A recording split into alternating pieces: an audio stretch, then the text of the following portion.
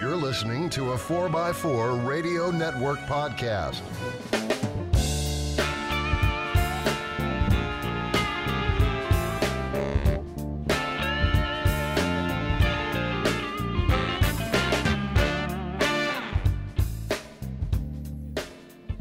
Hey, folks. Welcome to a new episode of On the Trail with Kevin and Scott. I'm Kevin, the engineer, the guy who basically reads instructions, uses the right tools, and most of the time follows those instructions. And I am Scott. I'm the slapstick, still haven't installed the parts yet, parts guy, on a continual mission on the ESS storage unit. Then pretty much have been, we'll get to that in a minute, but while we will share what worked for us as well as what didn't, remember, it's up to you to do your research, read the instructions, and please follow them. Yes, please. And, you know, Scott, that's not quite a true statement that you made. You actually have installed something on your TJ, or LJ, more properly. LJ. And by the way, 139 is a show. Yes, it's show 139. Yes. So, yeah, I actually got some parts installed. LED dash lights. Yeah. He can't put his lift on, but he can rip the dash apart and put LED light bulbs in. Oh, well. But it works. It's a step in the right direction. You know what's even sadder? What? At the time we're recording this show, I have purchased tires and wheels for the Gladiator and have those installed before I've even done the lift or the seats. No, but we made an attempt on the seats for the last show, but yes, we're missing some parts. And the winch that is currently in Kevin's storage unit for the Gladiator. But the tires were a necessity, though. The other tires were getting kind of long on the tooth, and I do so much driving.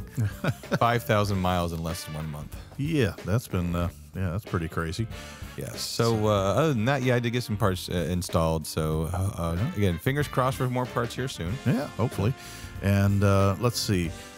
The big news coming up, of course, folks, is Jeep Beach. Yes. And why is that special? Because we're going to be at Jeep Beach, and we're going to be there with 150 special gifts for those of you who come and find us. Yes. Now, they are free. They're a one-time production part for the show that you can keep, and we'll have some stuff with it that's been donated by other vendors, stickers, and we got some koozies and the usual riffraff. Yeah. But it should be a lot of fun. But the rules of this game are going to be very, very simple.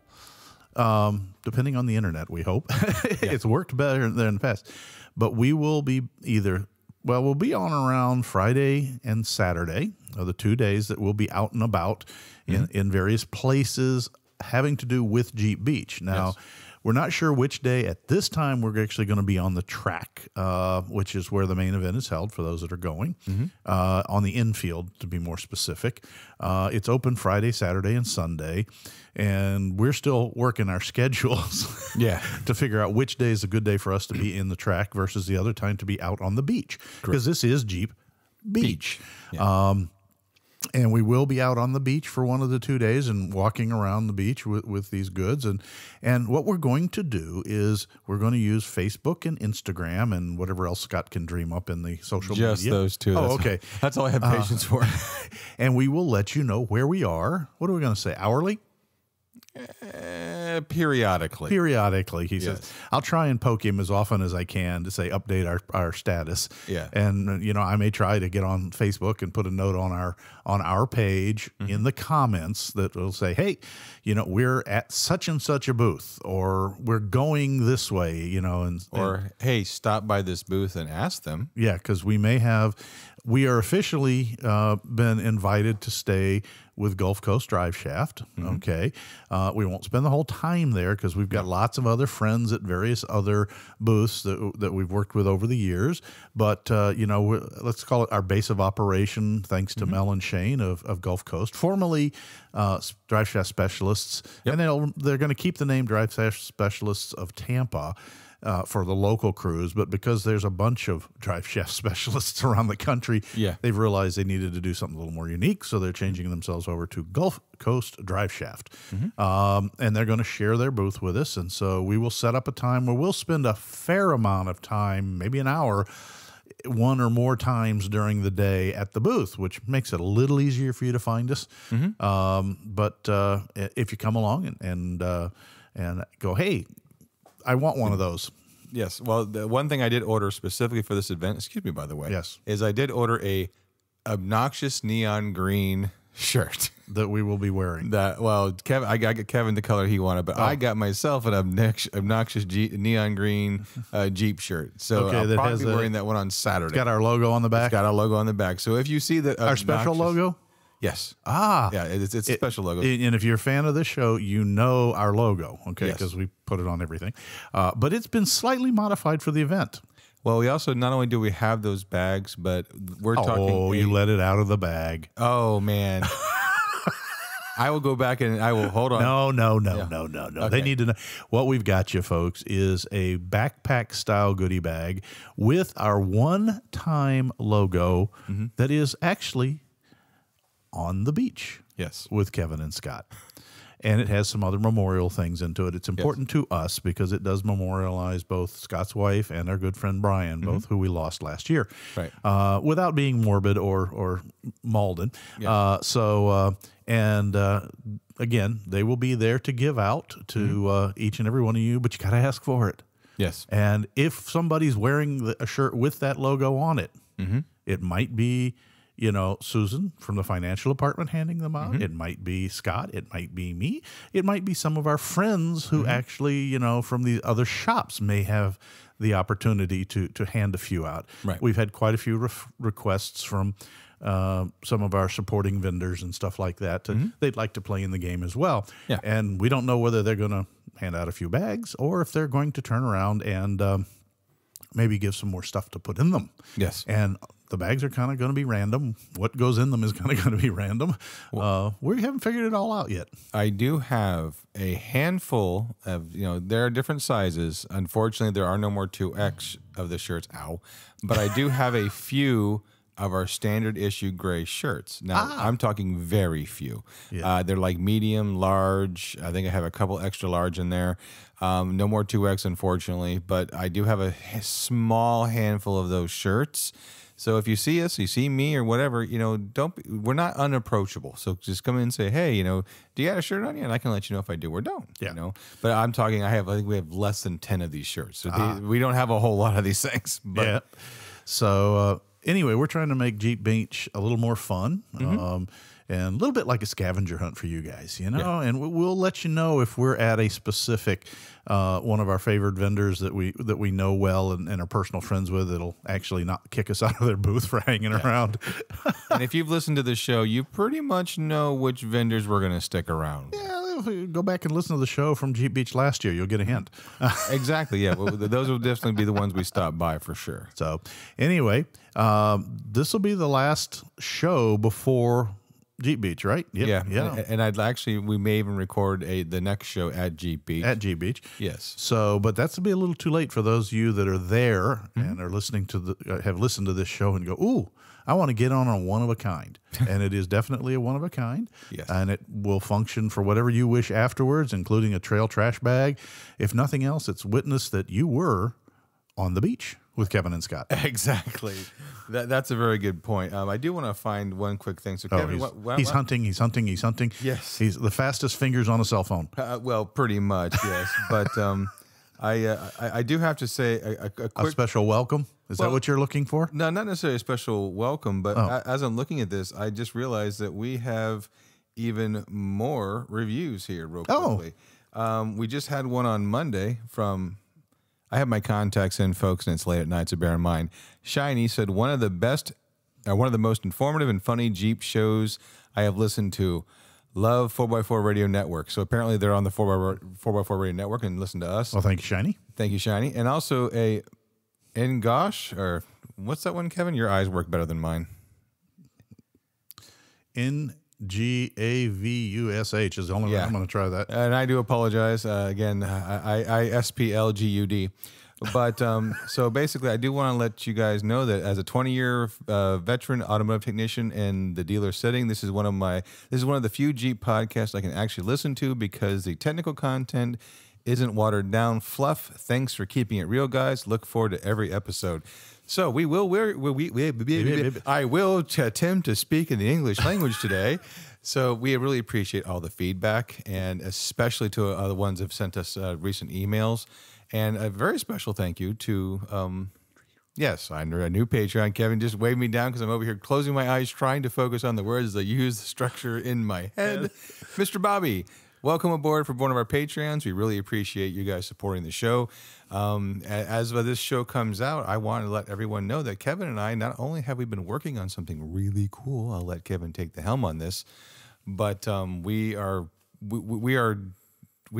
branching out into more of a digital footprint, I guess you could say. Oh, the thing we just spent the afternoon beating our heads on the computer table about. And I have to say this because Kevin's going to, oh, well, I forgot to do this. Hold on, wait. From my parts that were installed, I forgot to do my applause. Okay, so, but the point is, I'm going to give another round of applause to Kevin because I have to give it credit to him. He has been the creative force behind what we're working on. I have been here helping him, but he has definitely sharpened his pencil. This man is.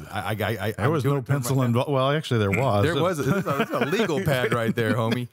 But we hope you guys appreciate the love and care that went into this project because this is a lot of fun. This is how we want to do things from here on out. Well, at least to some degree. What we're talking about, folks, is if you listen to the last show, which was a podcast version of an interview with Bob, the owner of the LS&A Jeep YJ. Okay. And the guy who did the Novak kit asked me to help him with the wiring and some of the other details and things like rebuilding a transfer case and et cetera, et cetera. And in fact, I was helping him again earlier this week, but we'll get to that later.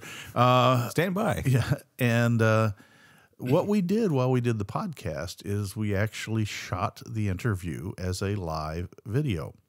And then we went back through his pictures, my pictures, and everybody's pictures that had been taken of Bob's Jeep during the build, and even some footage after where we actually show you that it works. And we are going to produce I don't know what you call it, a video version. A video episode of the show. A video episode of the show with, it'll be in 2 parts, folks, simply because I'm not going to make anybody sit through an hour-long video on YouTube, mainly because they would cram probably another 45 minutes worth of commercials in between all the segments. So we're doing it as 2 segments, and I'm going to be doing what in the video world is called rendering it, probably starting it tonight and letting the computer, hopefully it doesn't burn up overnight.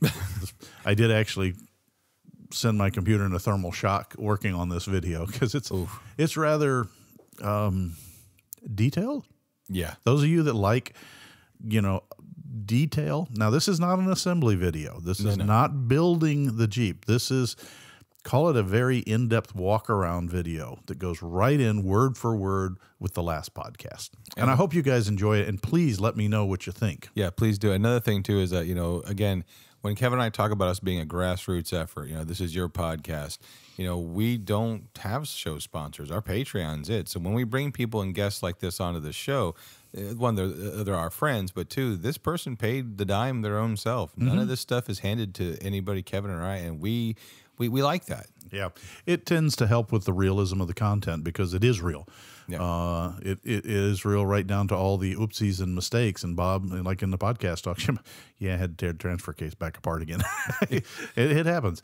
So I look forward to getting this out hopefully later this weekend at probably the latest to get part 1 out. And then part 2 should follow 24 to 48 hours behind that. It's pretty much done. I just have to render it digitally and put the lead in and lead out. We have a few other little things that we've developed that we'll show you later as little pop-up video-esque things. Yeah.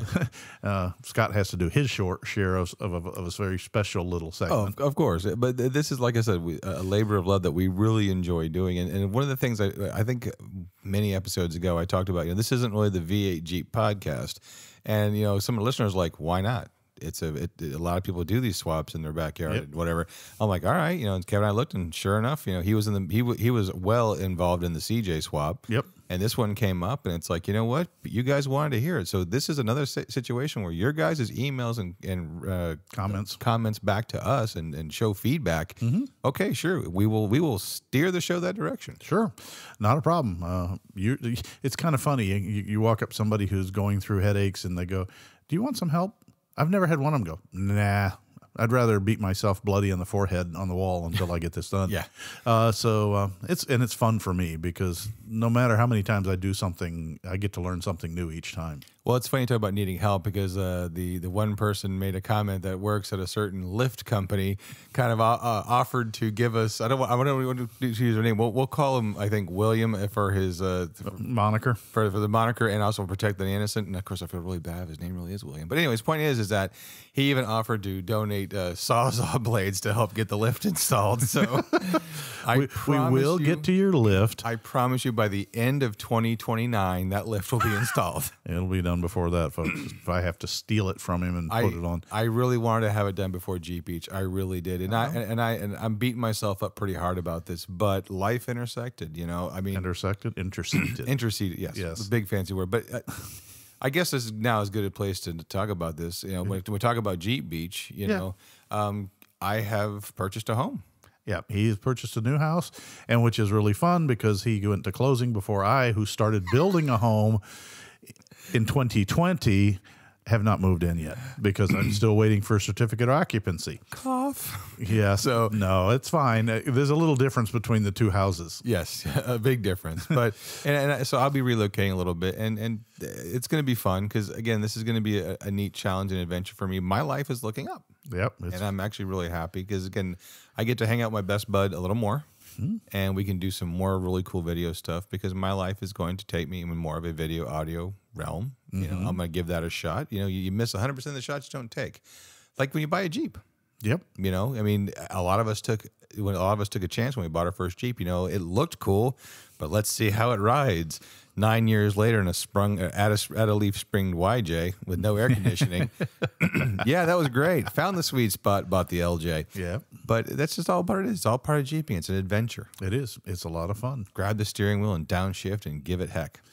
And then wait for something to happen. Or wait for the parts to fall off. Or to be installed.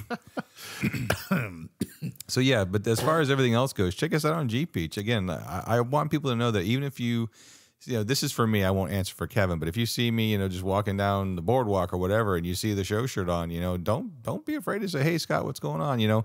I'll let you know if it's a personal moment or whatever. But again, at the same time, too, I welcome anybody to come up to me and just say, "Hey, how you love the show? What do you think of this?" And and go from there. I'm completely approachable, and I know Kevin. We're here. If you want to text us, message us, whatever. Now, I probably won't be able to make a block party if you say, "Hey, we're having a big party over here at I just make up the name Wing Chasers." I doubt we can do that, but you never know. It depends on where it is and what the party is. Exactly. If it's an ice cream social at the local ice cream shop, he might be there. I can hear all the people typing right now to the Metal Cloak booth. Hey, so why don't you have Scott do a wrenching party in your booth to finally get that lift installed? I'd go for that. I really would. But Madsen might wonder a little bit, and so would the rest of the Daytona Speedway wonder about the safety side of that. Hey, great cross-pollination. We can have the Modern Jeeper and Corey Osborne and Madsen, those talk on their show. We can have the Mike's doing our show, cross-pollination. Life is good. Yeah, okay. Right up until the first bolt breaks. I'm just a wrench fetcher. And that I'm not socially acceptable when I punch, my fist into the bottom of a steel Jeep at 200 miles an hour when the bolt's sheared off. I tend to say colorful words. Daddy, why is the scary man screaming? Oh, God, I won't say it. Yes, you will. You just have to. I thought Obi-Wan Kenobi was mild-mannered. Oh, you haven't watched the backdated stories, when he was younger. I haven't, no. Oh, yeah. We were talking about Jeeps, right? Yes, we were. Yes, we were. But we're wandering around the cosmos right now on subject matter. I know where I'm going to go to eventually. I have no idea where you're off to. I'm just looking at minute filler at the moment, The only thing I'll throw a teaser out there, folks. Watch the video, part 1, and hang on to the very end. Yeah. We promise you the computer didn't, I don't want to even say that yet. Just watch it till the end because everyone's going to go, wow, he really did have a thermal event. Yeah, when my wife saw the ending, she started rolling in her chair, just dying. So, hey, I'll just say this: me out of breath wasn't acting. So, anyways, Anywho, So you want to take a brief moment and tip your tire into some garage segments? sure. Yeah, this might be a small show, folks, because we're going to probably have some, we'll, as we always say, we'll cover Jeep Beach the best we can. So with that, we'll be right back after a word from me again.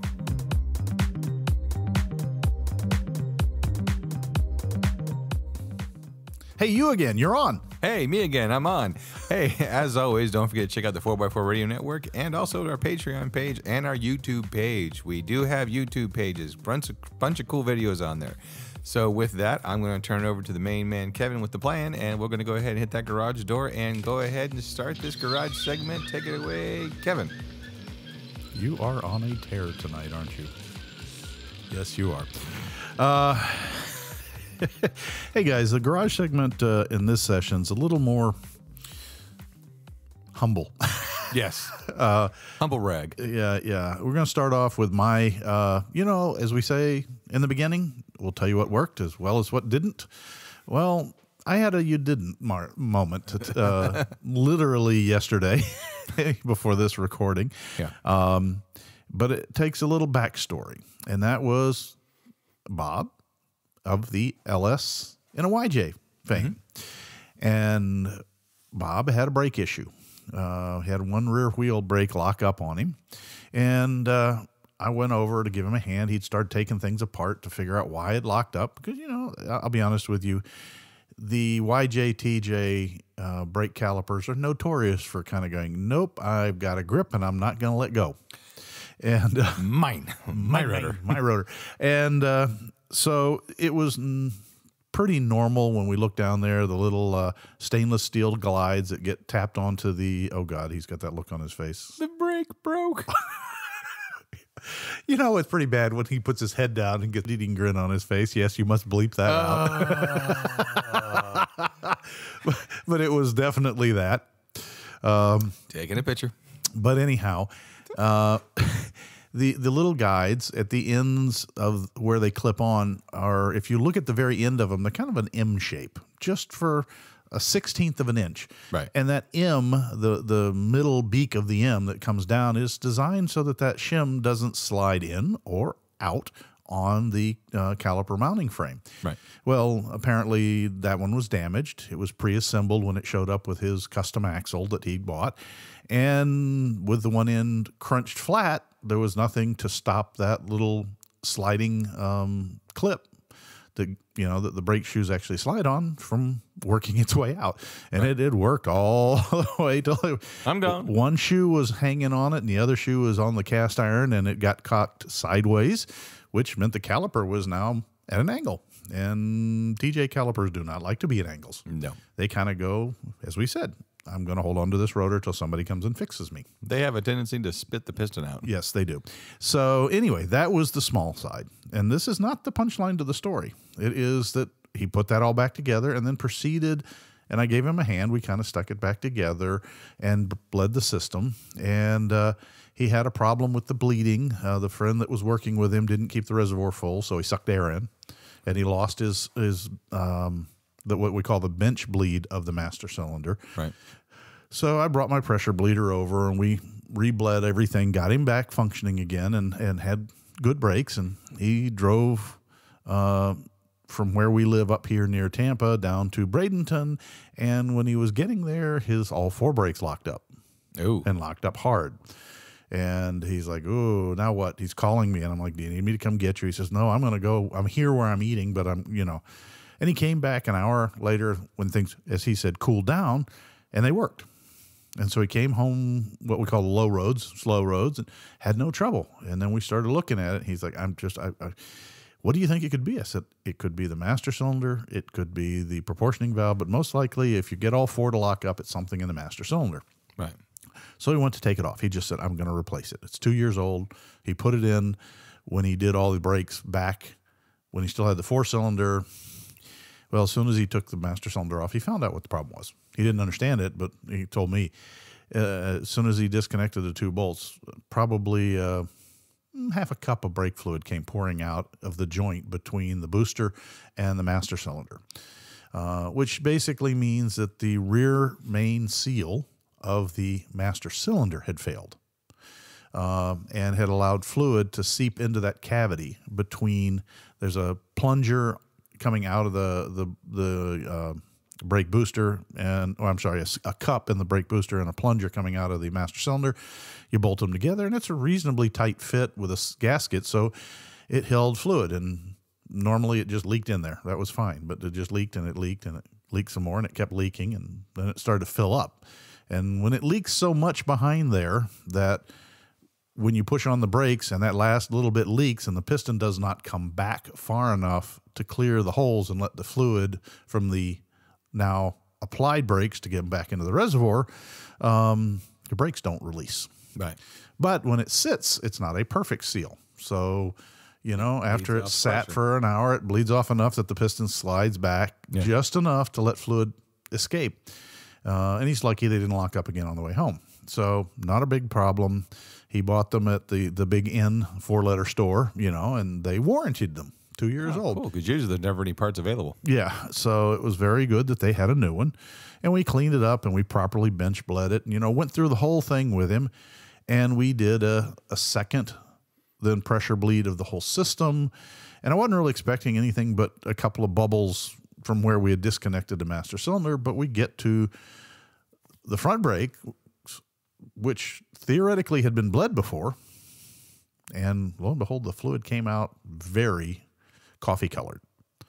And I was like, ooh, okay, we've got a lot of dirt in this system. So we went back around again with another quart of brake fluid and completely flushed and purged the brake system. And I'm glad to say they put it all back together. And he now looks, he says, yeah, I don't think this was right from day one. I said, what do you mean? He says, well, in the 2 years I've had this system, I now have better brakes than I've ever had in this Jeep in my life. I'm not going to lock them up. Nice. I said, well, good. So where's that bring it to me? Well, I'm sitting there going, oh, well, that's good. I'm glad. You really should, particularly in a Jeep, since you tend to abuse them and put them through harsh environments and get them wet. You really ought to consider, at least every couple of years, most manuals would recommend you flush and rebleed annually. Usually 2 years of 24,000 miles. Yeah, it's the big one. Well, I consider a Jeep a harsh environment, just by its nature. But pretty much. So then I said, let me look at mine. I just did it not that long ago. Yeah. Uh-oh, customer math. Exactly. I just replaced it a year ago. 3 years later. Keep going. I know. It was more than 3. The receipts on that work were over 5 years ago. I was, you know what? Gee. So I'm like, okay, I better get some brake fluid. Fortunately, I found 2 still factory sealed jugs of brake fluid in my shelves. Nice. Well, there's stuff that people like you come over and we do things and you're like, I don't need this here. Leave it here. As long as it's sealed. I'm not going to use one that's been opened, but if it's factory sealed. So I filled up the pressure pot and I started bleeding that system and I was appalled. I think mine surpassed coffee and was probably approaching chocolate milk. So dark probably chocolate. has coffee grounds. And folks, I had a little bit of a left pull for my brakes that I was going to have to figure out before Jeep Beach. Well, I don't have to figure it out anymore. Yeah, when you get all the schmutz, I'll use that technical term, get that schmutz out of the braking system and let the pistons slide the way they're supposed to and the fluid flow through the proportioning valve without restrictions. It's amazing how well it works. Especially when it works as designed. Yeah, and then you have to sit there and eat crow going, how many times have I told people that they need to do this? And I forgot myself. Now for morbid curiosity, in about 3 or 4 years when we do my lift, Yeah. now I want to do the LJ. Yeah, yours should be fun to pump that through, get chunks out, Like I said, coffee grounds. coffee grounds. So, that's one of those that yours truly did kind of fumble. I kept putting it off and, the mind sits there, it wasn't that long ago until you look at your receipts. Yeah. I probably need to put a schedule on my computer. In the calendar, it's really easy to put appointments and stuff on the home, and nobody does it at home. But you could put your whole maintenance schedule, and it would send you little notices. I think they even have apps for that now. Yeah, that's fine. Something. Is brake fluid supposed to be crunchy? Yeah, yeah. Or lumpy? So that was one of those little fun things. And I will tell you, I own a power bleeder, an older one, but it works incredibly well. Pump it up to about 6 to 8 psi. You don't really need to go a lot higher than that. You're not looking to pressurize the system excessively, just push fluid and air out. Yeah. But there are other brands as well. Did have to order for Bob. I now have the old GM style for the unequal reservoirs and the cast iron bowls that are in the YJs, as well as the TJ 3-tang turn, as well. All these myriad of little caps. So, and there's one other thing I'll share in the garage while we're at it that happened to, go ahead. Well, I just want on the brakes. Not really on the brakes, but I do want to make a comment to those who are thinking about doing the LED bulb upgrade. Just a quick little Scott's in the garage, yes. Yeah, Scott's in the garage. It was relatively simple. I think it's less than $35 for all the LED bulbs on Amazon. And like, especially at night, like I have to have high contrast with my gauges to everything else because I like having the high. It's easier for me to see. Yeah, especially with my contacts in. And I will tell you the difference between. I even showed Kevin pictures. The difference between day drive or night driving with the old. Now this is if you have a TJ or a YJ or something like that. The difference between LED bulbs and those peanut bulbs with the blue film on them. Is day and night. Like I actually enjoy driving the LG at night now. Oh, and I did get another part installed. I had the other AC control head. I put that in. Now I have fan speeds again. Oh, very nice. Yes. So it was a good weekend 3 weeks ago when I did it. But again, I had lots of fun doing it. So if you're on the fence about doing it, it's a cheap upgrade that to me makes night driving a lot easier. And I know it's kind of like one of those things, it's just light bulbs. It actually made a huge difference. Well, it's not just light bulbs, but it is, it's a safety issue, Yeah. So now the other thing that happened since the last show was over with the, I guess they have named it Baby TJ with Shane and Melissa, the $1,500 reconstruction. Or Johnny Rotten, as I like to refer to it. Yeah, whatever. Well, it's not rotten anymore. No. But Shane went to leave work one day last week, and as he started to pull out, all of a sudden the oil pressure dropped to nothing. The engine sputtered to a stop. When he started it again, it restarted, but it was running really bad. And if he revved it, the oil pressure went away, and he was panicked. So he basically, at an idle, limped it back around into the drive shaft shops and locked it up and took another vehicle home. Yeah. And then he kind of said, "When are you coming out?" Actually, not in fairness. I would stop there anyway, and he just said, "While you're here, this is what happened. Any ideas what it was?" I said, "Well, I don't know. You was staying with the customer." So I walked down and opened the hood. And this is a great one. It's a bad thing that happened, but it let me do a little research into old service records from Chrysler Jeep. And also a little bit of mental gymnastics in diagnosing. Okay. So I'll throw the problem out, folks. Where would you think, if you have an ignition failure, where to think to look first if you have an ignition failure that corresponds with a drop in oil pressure? Please take a moment while you sit there. Well, no, I'm serious. I get that. Scott knows the answer to this. Well, I do, and I kind of want to do my announcer voice. Yeah. If you guess the OPDA, if I said that correctly, you guessed correctly. Yeah. What was the distributor? And in his year is still a distributor on top, but a cam position sensor down below. Right. Of course, in different years, it was different sizes of cam position sensor, but it basically, the bottom end is the distributor type, where it has a spiral gear. And the interesting thing was, in these earlier, call them first generation electronics, they cast that base with, I guess I call them ears or tangs that the bolt that holds it down would fit between, so that you could not adjust timing. It was a preset. Right. And of course, we talked before about how automakers save money by saving a penny or two per car. Well, we don't need a hold down clamp. Okay. So you bolt them down. And a few vehicles came out that way. And those few vehicles, those ears break. They cannot take the pounding. Now, in some they last, but there's a gasket. And if the gasket isn't under the ears, but it is under the ring, if you want to call it that, of the seat, you have a little bit of a gap between those ears and the casting on the engine block. Right. And when you tighten it down, it cracks because it's cast aluminum. And the interesting thing was I found a mention in a service bulletin about it way back, late 90s. And it turns out that the answer is a pretty simple one. Put a clamp on it. Right. Not broken before it's broken. Put a clamp on it. And have the tail of the clamp comes down. So those ears are only there to keep alignment and are not being pressure points holding down. The ring that's cast in around the base of the distributor / OPDA / cam position sensor is where the pressure should be, because that's what you've got a pretty healthy uplift on the spiral gear that engages the spiral gear in the middle of the camshaft.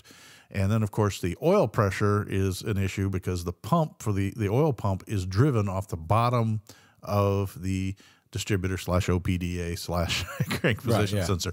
And so if that ear breaks off, the bolt's no longer holding it down. It can lift up. It slides off the shaft of the oil pump. It slides itself out of gear position. The engine stalls. It drops back down and may or may not grab onto the oil pump.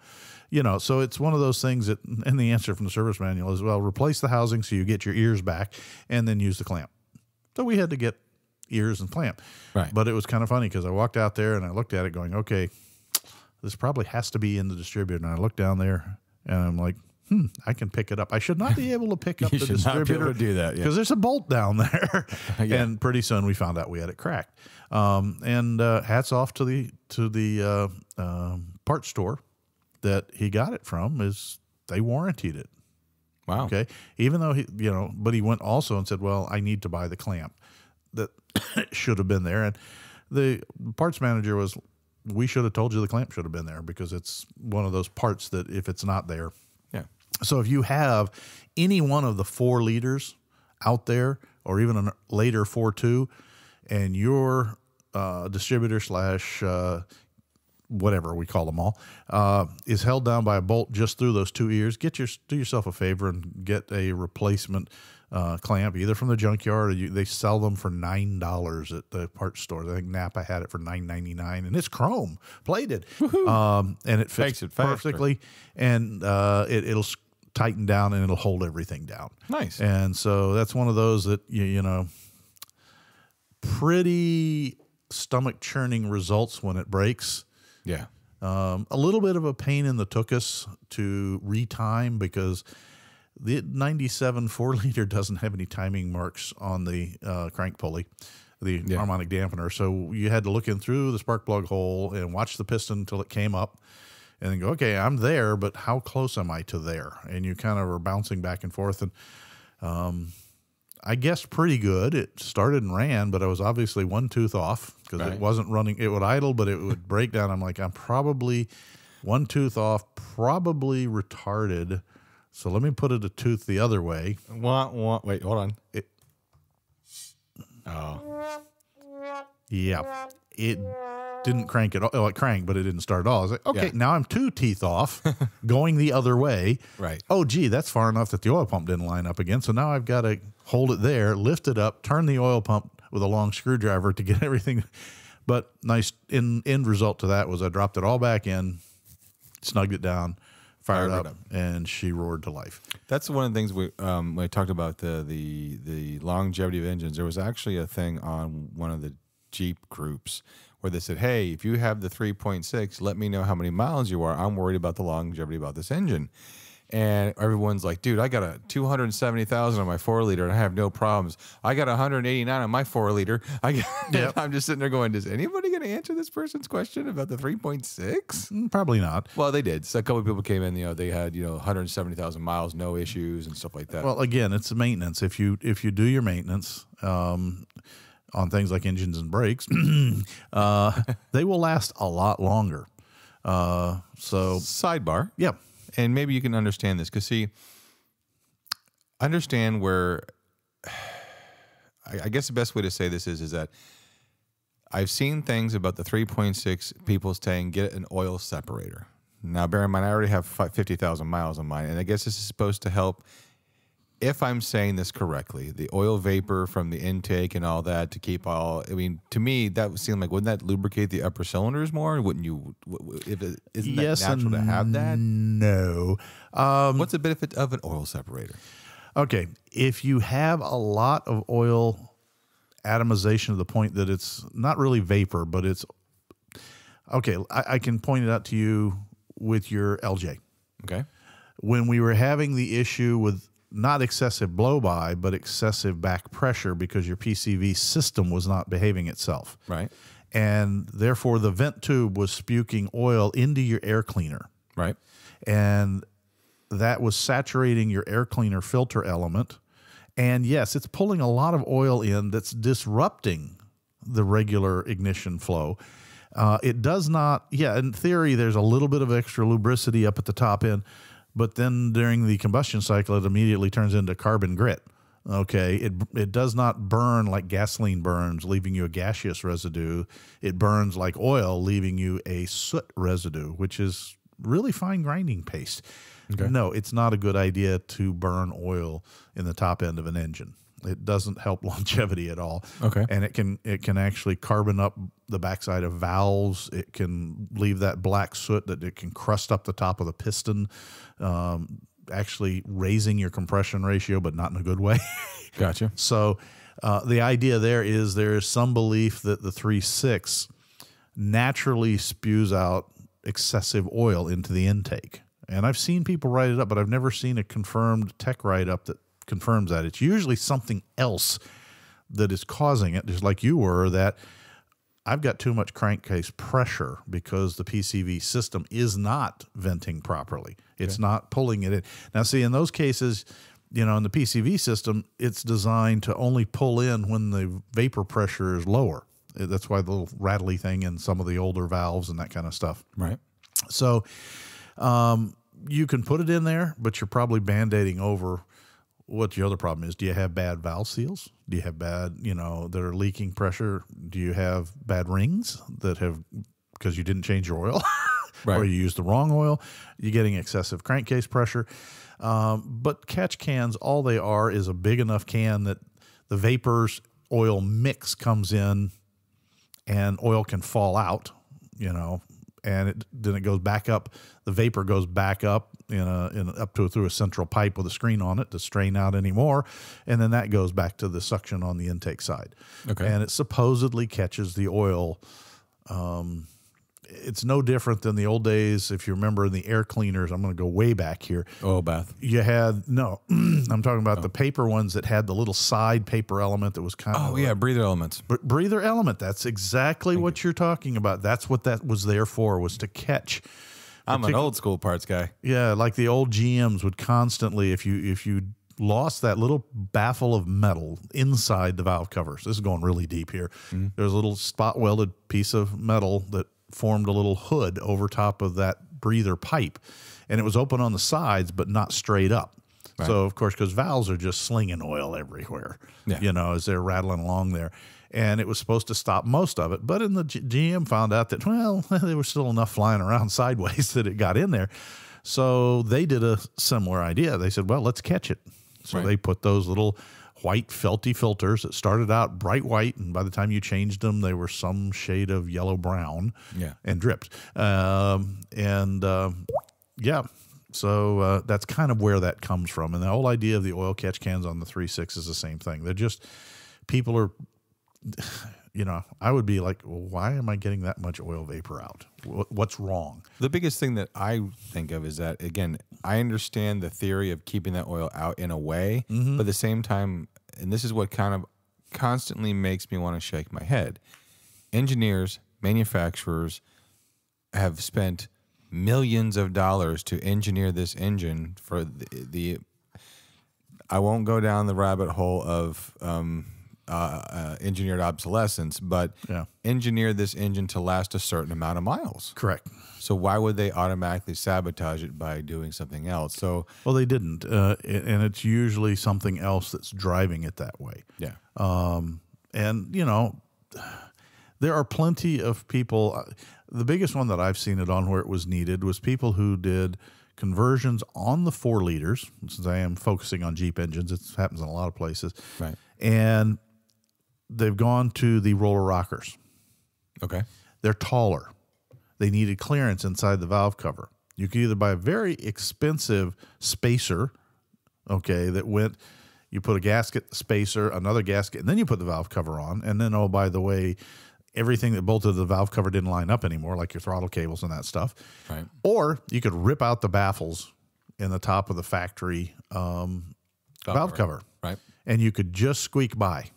Maybe if you had something rattly, you beat a hammer and put dents in from the inside. But then, of course, you lost your baffle. Right.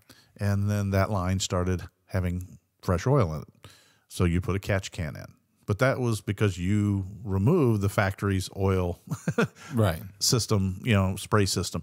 The thing people don't realize is inside the engine, you haven't lived till you've done a valve cover off on an engine. You see them in the videos when people are doing what they call hot lash adjustments with the engine running on GMs and that kind of stuff. But they have little spray diverters and things that block off the ends of the push rod tubes. I got a set in my toolbox that kind of keep the oil down. It still sloshes down the engine and drips on the exhaust manifolds and smokes like crazy. And it's always done at a low idle, okay? Because you rev that engine up, those rockers start rocking like crazy and the oil pump starts pumping, you're going to be in the midst of an oil bath thunderstorm. Right. And so when that valve cover's on, there is a torrential downpour, not even downpour, call it a tornado of oil flying around. And that's good for the engine. But it also means it can get out some of the pipes that are sucking the vapors out. Yeah. So, if you got a lot of excess oil, or is your drain back plugged? Do you have bad valve seals that's allowing oil, places it shouldn't be?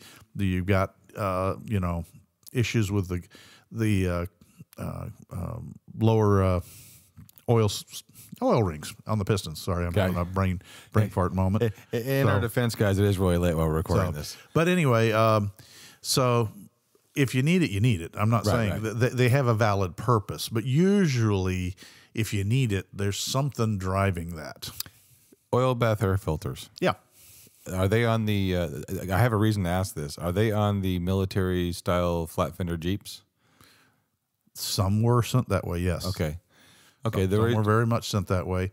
Because what is the purpose of an oil bath air filter? Very, very simple. You have a filter element material, but it's very coarse, all right? And it's stuffed in a can that has a pipe down the middle. The pipe down the middle is the air intake, and the engine draws from the sealed upper end, so the air has to come down that pipe, and it literally goes into the oil. Right. Okay. And bubbles through the oil. The oil is then splashed up into that media. Now, that media is kind of like it can be in various courses, but kind of like really coarse steel wool. Okay. But it's tall. You ever notice an oil bath is not a short, squatty air filter? It's 8, 10, 12 inches tall because the media grabs all the oil as it goes up. So the air coming out has been stripped of oil, but also that oil has grabbed all the particulate matter, the dust and the grits, and it's now stuck to that filter media and to the oil that slowly drips back down into the base. Kind of like a K&N air filter. Very much, other than it's an active K&N rather than you spray it once and forget it. Gotcha. Till you wash it. Which reminds me of Virginia Beach. I got to clean my K&N. But they're actually a great oil filter. Air filter. They really do a fantastic job. Okay. But they are a little sensitive to off camber. Oh yeah, because it's an oil right out. Yeah. Well, it doesn't really pour out. You have to be, if you lay it on the side, it'll go everywhere. But still, most people that I know, we don't have that mentality these days to steel ourselves. Checking the oil bath air filter was often every 50 hours, 100 hours operation. It was stenciled right on the component, and so you had to take this bale wire, and if you know what a bale wire is, it's the little snap wire like on the old brake systems on the top that snaps over, and take that off without spilling it, and then take the bottom reservoir off. And then some models you actually had to take the whole air cleaner off to filter to clean the media. Otherwise, you were lucky enough the canister came out, and then you had to take it to a parts washer and you had to wash out the media, and then you had to wash out the cup and put the waste oil in something. Right. And then once that was done, you couldn't just put oil in and start it. Well, you could, and a lot of guys did. What we were supposed to do was take the media and saturate it with clean oil and then let it drain to get a coating of oil on that. Then put it back into the machine and put the cup back on, snap the bail, and off you ran. The reason why I'm asking this, because you made a comment about hot lash adjustment. Mm-hmm. Rick and another gentleman from Gone Jeeping drove the flat fender military-style Jeep. Rick Payway and Feinberger. Yep, from Phoenix all the way to the Keys, and just as we're recording this, just finished it. And I saw the video of them doing the valve adjustments and all that, and I'm like, holy cow, that was great to do. So, Kevin, want to buy a flat fender and drive it to Phoenix? I'd love to. Me and you? I'd absolutely love to. Good, because I can't fix it. I'm joking. I obviously have some skill. Well, Feinberger and Rick got crazy and actually did one of the old tricks to keep it running, not on this trip, but on a prior show, actually using a chunk of leather belt as a main connecting rod bearing. I'm not going to say anything because one of my dad's shoes is missing the tongue out of his leather boot as a main bearing to get a car through auction. Mm-hmm. That and sawdust. Yeah. But no, so if you know those guys, because I kind of reached out saying we'd like to have them on the show. So if you know them, send them an email and say, hey, Kevin and Scott would like to talk to you guys because I mentioned, hey, stop by. We'll meet for a meal. Yeah. Well, they've got their own biz. We ran into them in 19. You don't remember, but I do because Rick Payway was down from us in the media center. He was the white-haired gentleman. Oh, you're right. And so I had a chance to talk to him, and he's every bit of what he appears to be when he's on TV. Now Feinberger, he's about as crazy as he appears on TV too. But gotcha. Rick is definitely one of those old school Jeep masters that can con a dead Jeep back to life and then make it do things it was never intended to do. So somebody else I know. Yeah, it'd be fun to work with him. But anyhow, that's pretty much in the garage for right now. Mm-hmm. Like I said, I am going to do a little more TLC in the next week or so. 10 days or 12 days till we have to be over in Daytona. Yep. And just to make sure that she's ready for the 2-hour run across. And she should do it. I mean, she took me up to North Atlanta not that long ago and back again without a problem. So, yeah. And then hopefully as you move into your house, I'll be able to move into mine and get started on the new shop because the new garage is going to be fun. I can't wait to get that up and get the design done and then get someone to build it. I am so happy that my garage is almost 30 feet long.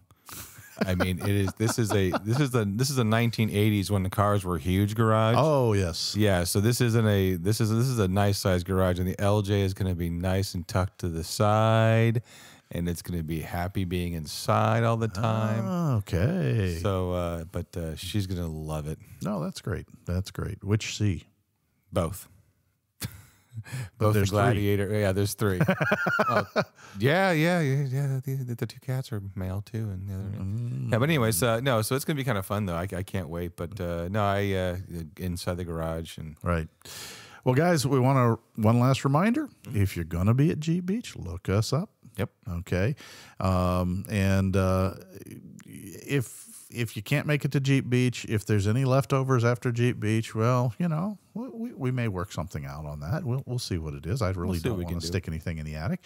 No. Again, and if you are a Patreon, don't worry. I'm going to send an email out here to our Patreons. Yes, we're not going to forget you guys. Nope. But and we're going to continue. I wish I could tell you more of what we're getting in them, but I don't want to take all the fun away because if you're at Jeep Beach, you can use it. But because you always walk around the vendor areas and they've got all that.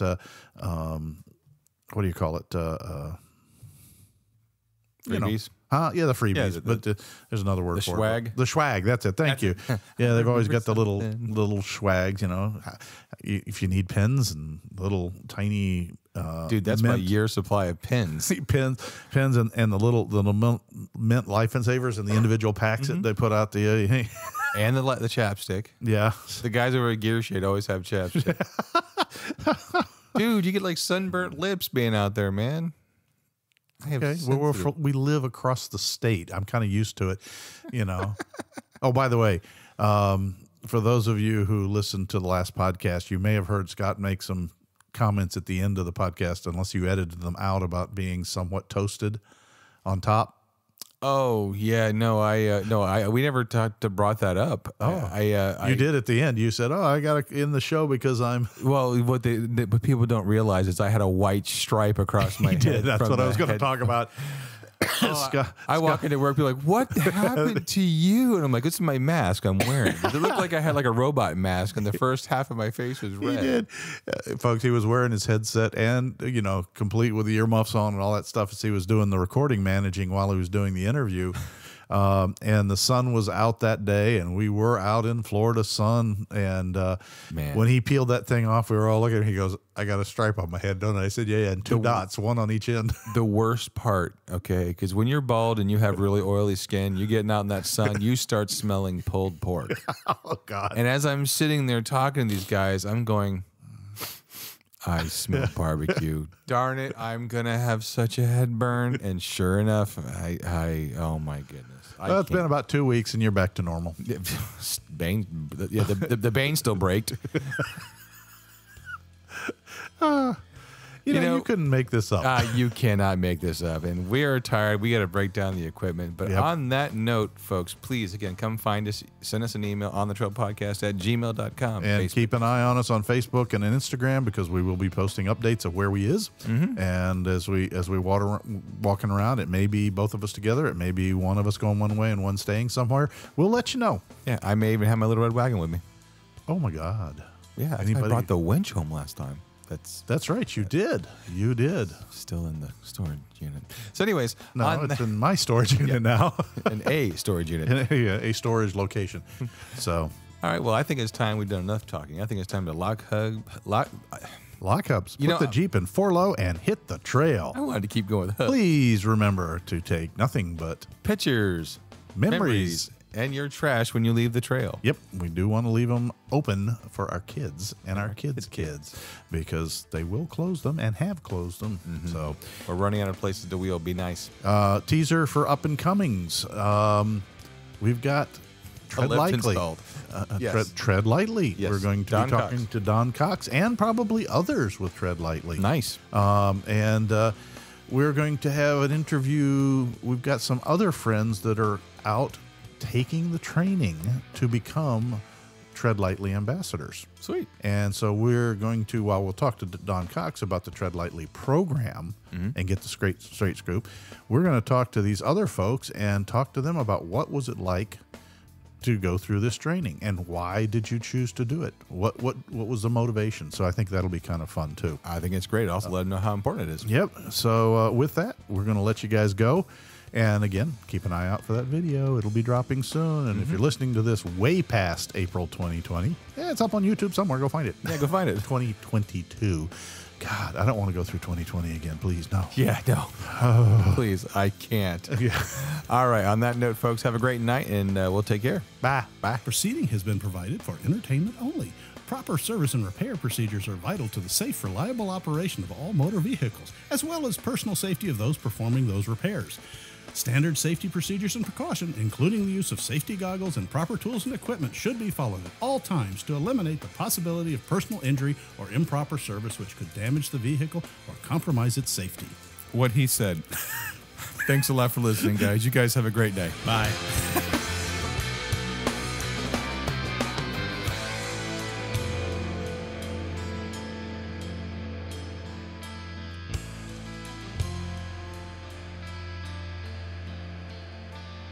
This has been a Bent Axle Media production.